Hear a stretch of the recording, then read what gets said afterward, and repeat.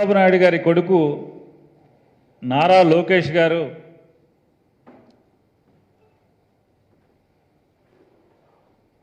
ఆ మధ్య కొద్ది కాలం క్రితం యువగళం అని నామకరణం చేసి కుప్పంలో ఆర్భాటంగా పాదయాత్రని ప్రారంభించి ఆ యువగళం పాదయాత్ర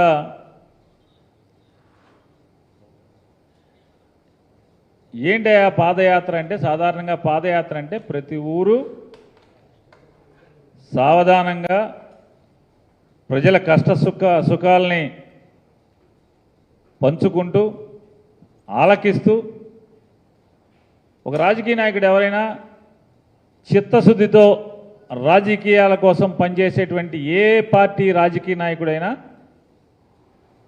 ప్రజల యొక్క సమస్యల్ని ప్రజల యొక్క బాధల్ని ఆలకిస్తూ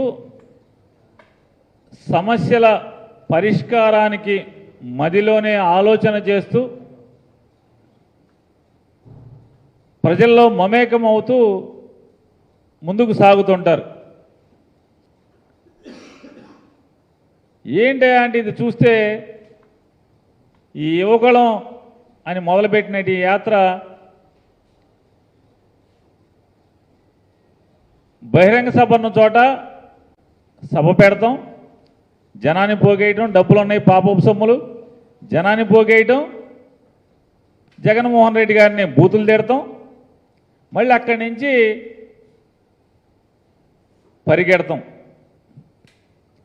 ఈయనేమో యువగళం అంట, ఈయనేమో నవయువకుడు అంట, సాయంత్రం 5 అయితే కానీ బస్సులోంచి బయటికి రాడంట. ఇక పగలు కానీ ఎండలో కానీ నడిచేది లేదు. సాయంత్రం సూర్యుడు దిగిపోయిన తర్వాత ఈయన లెగుస్తాడు. ఆ బస్సులోంచి అక్కడి నుంచి సాయంత్రం 5 తర్వాత బయటకు వచ్చి ఏంటంటే మనకి ఏదైనా వీడియో కానీ లేకపోతే యూట్యూబ్లో కానీ ఫాస్ట్ ఫార్వర్డ్ చేస్తే పరిగెడతా ఉంటారు. ఎక్కడున్నాడండి అంటే అప్పుడండి బయలుదేరాడు, బస్ దిగి బయలుదేరాడండి, పడమటి సెంటర్లో ఉన్నాడండి అంటారు కాసేపు.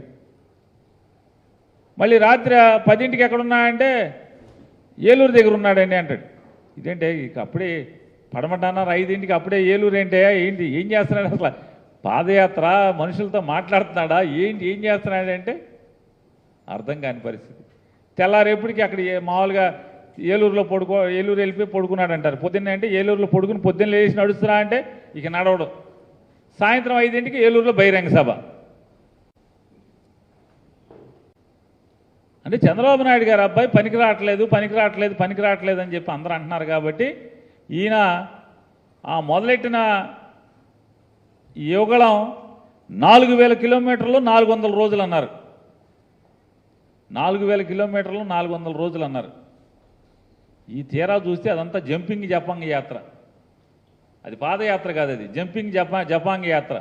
ఇక్కడ ఉంటాడు, ఎక్కడి నుంచి అక్కడ ఉంటాడు, అక్కడి నుంచి అక్కడ ఉంటాడు, ఉరుక్కుంటా పరుగు. మనకు అర్థం కాదు ఏంటంటే ఇక్కడున్నాడు, సాయంత్రం చీకటి పడేప్పుడు ఇక్కడున్నాడు, మళ్ళీ పొద్దున్న లేచేప్పటికంటే ఆ ఊళ్ళో ఉన్నాడనే పరిస్థితి.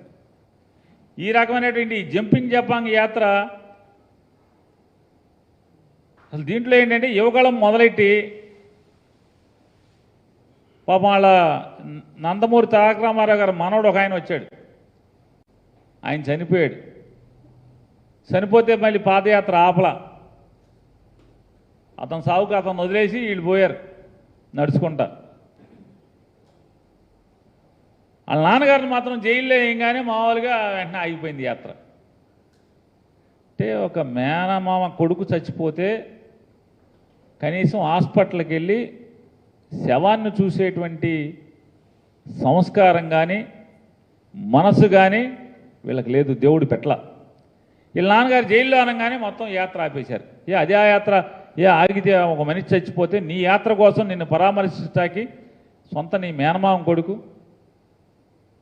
వస్తే చావు బతుకుల మధ్య ఉంటే కనీసం ఆసుపత్రికి కూడా వెళ్ళి చూడటానికి అవకాశం నీకు మనసు రాలేదు.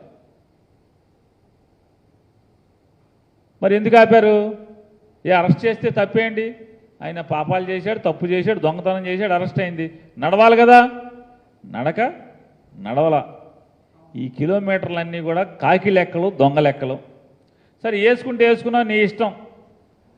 ఈ యువకులం అని అట్ట దాన్ని తీసుకెళ్ళిపోయి ఏం చేశారని కృష్ణా జిల్లాలో ఏం నడిచారు అంటే గన్నవరం ఒకటే నడిచారు.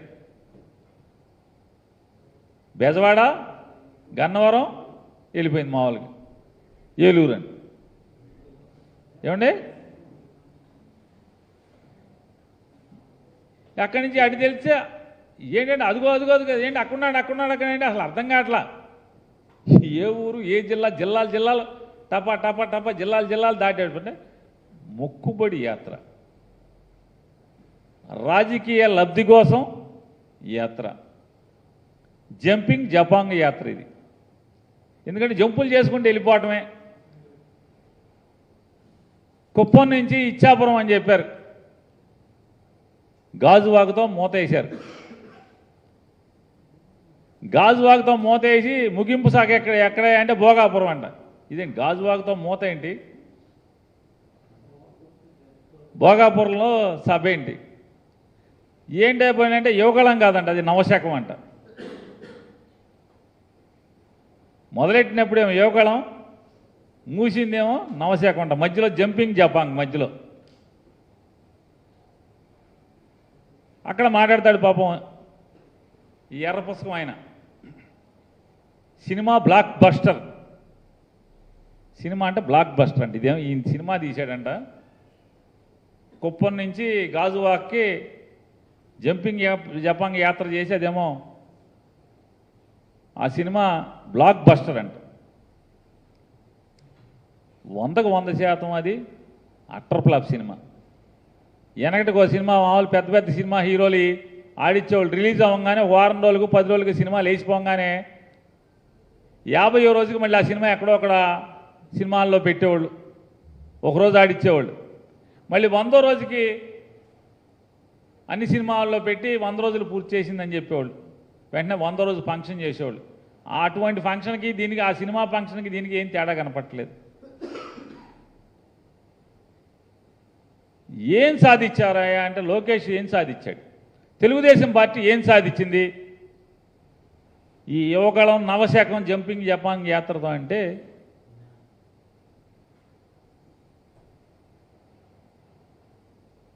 సున్నా సాధించింది.